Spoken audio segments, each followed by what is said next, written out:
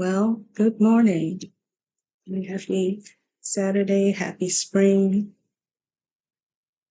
Mm, a couple of things happened in this last week, couple of weeks, I guess. Um, One of them being that Tinku-san asked me to do this talk for her while she was away. Two things. I was watching, I have a guilty addiction to YouTube at this point since the pandemic. And I'm always looking up, my friends and Dharma relatives and seeing what they're doing, you know, seeing what the issues are they're picking up on and what they're thinking about. Sometimes, stealing a little bit from them. And when they do their Dharma talks. An old friend of mine who I did Ango with in Japan, he does these little short videos that kind of come out not every morning, but most times during the week, where he talks about 5 minutes about a Dharma topic. And one morning, his name is, by the way, you probably have seen him. I'm sure, probably, I don't know. I know that Tinku knows him. So you may have seen him online at one of the talks.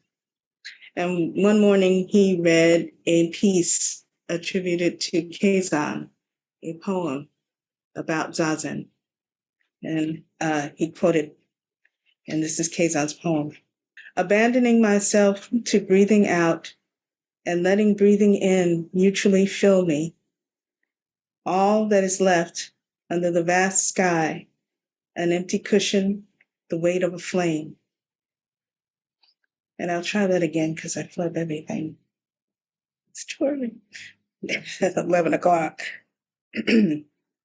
Abandoning myself to breathing out and letting breathing in naturally fill me, all that is left under the vast sky, an empty cushion, the weight of a flame. That's Keizan. And we don't talk about Keizan a whole lot. And we always go to his and our ancestor, Dogen. He's a couple of generations, well, not really.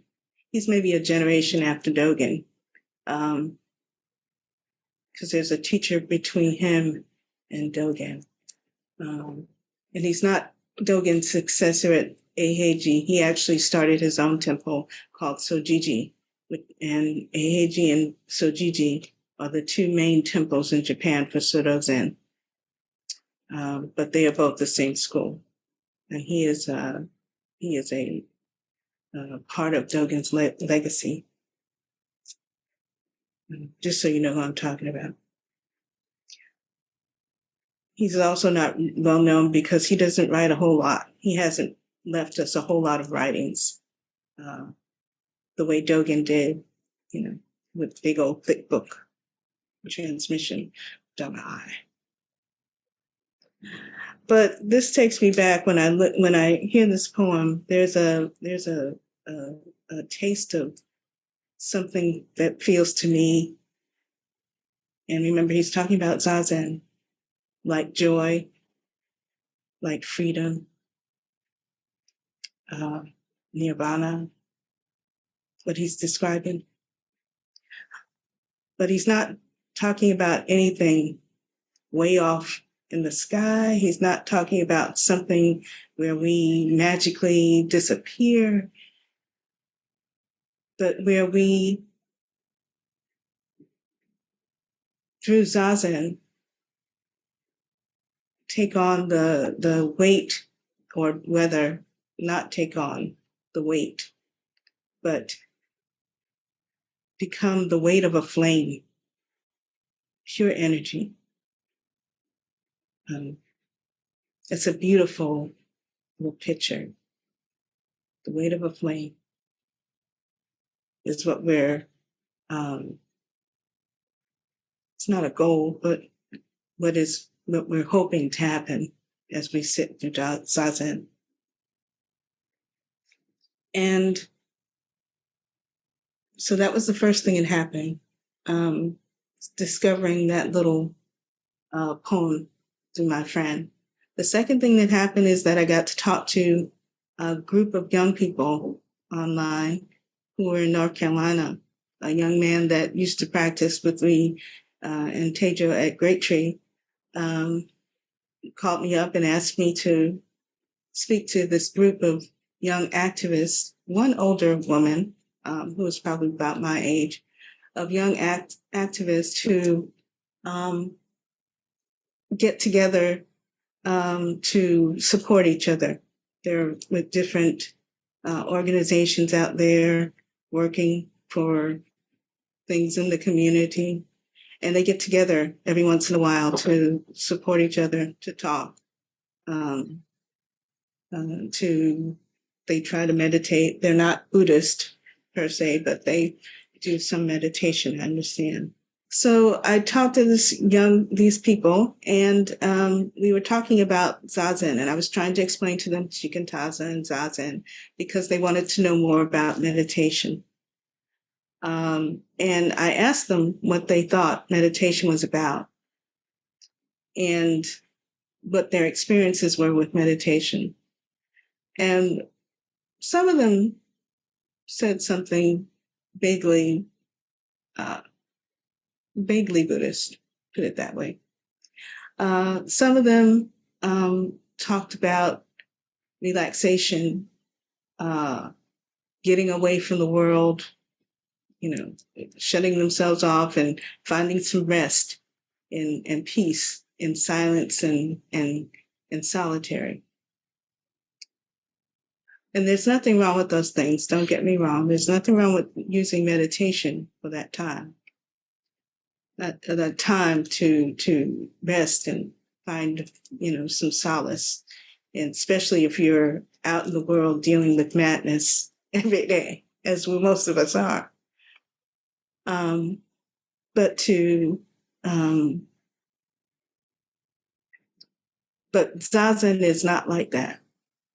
And it's not saying that Zazen does not bring peace and tranquility to some extent. But Zazen is not a thing of solitary. It's not a thing of cutting oneself off, of running away from the world. It's a way of dropping all the boundaries, being your most vulnerable self, sitting on that cushion, and letting all the connections connect and all the feelings that we have, to look at them and understand what they're about and drop them where they don't serve us, and recognize what they're pointing to, the reality of the world, not just the fear and dis-ease that we feel, that we want to run away from the world. It's meant to connect us better to the world, I think. So those were the two things that happened. And I did read them this little poem. But I wanted to make sure that they understood that this is not about necessarily being a superhero and using Zazen to quote unquote strengthen your resolve to go out and all of it. It's about more than that. All that can happen, when it needs to. But mostly it's about really uncovering one's true nature, one's Buddha nature. And Buddha nature has elements of both dark and light, both hard and soft, all of those things that all of us are, because it is all of us. And I don't know how to really express that. I always have trouble expressing that. So what I thought I'd do today, I had this little piece that I wrote a while ago, and looking through some of my notes, that's to have something to talk about. And I think I wrote this about a year ago. I'm just going to read it off, and that'll be that my short talk, and I would like to, open up to discussion. And I think, and what I was trying to write about was joy, because that was my assignment. I never do the assignment, just tell you that. But this is what I wrote. It was a while ago. I think we misuse words like joy to the extent that we no longer know what they really mean. Our Madison Avenue hyperbole mentality, misusing speech to sell things, has mutilated has muddied ideas and emotions. It trivializes emotions, meaning. Joy is not happiness or satisfaction or gaining something. It is not gratification of the ego. Joy is a present moment thing, a spontaneous opening of the heart to not simply an object of affect, but in fact to all connections simultaneously. All boundaries drop and we are touched, open, and free. To experience joy, we must be awake. Some translation of the Fukan Zazen reads that Zazen is the Dharma gate of repose and bliss, joy. Once we enter that gate and the constructed self is dropped away, we are open to that vast connection that is joy and freedom. In exactly the place where there is nothing, I am nothing, and in that emptiness, I am not alone, and I can know joy. Feeling joy is almost painful. It is a vulnerable place. It's where we are cracked open. It's where fear subsides because there is nothing but the moment. Like the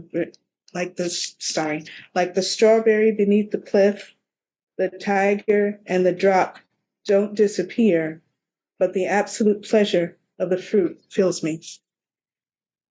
And so that's, I think, what I wrote, trying to express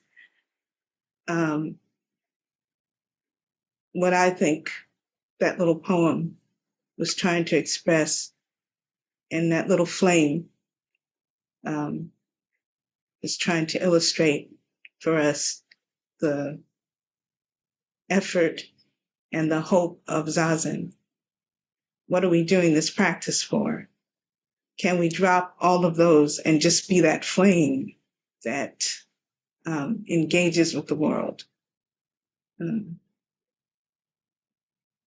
The fiery heart of the Bodhisattva is not destructive or constructive. It is all things. It's not just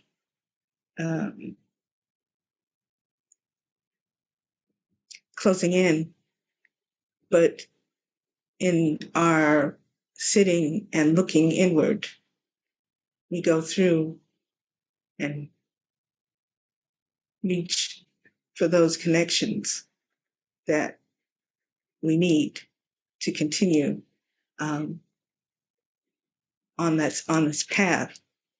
Yeah. So I'll close that little opening there and open it up to you to see what you think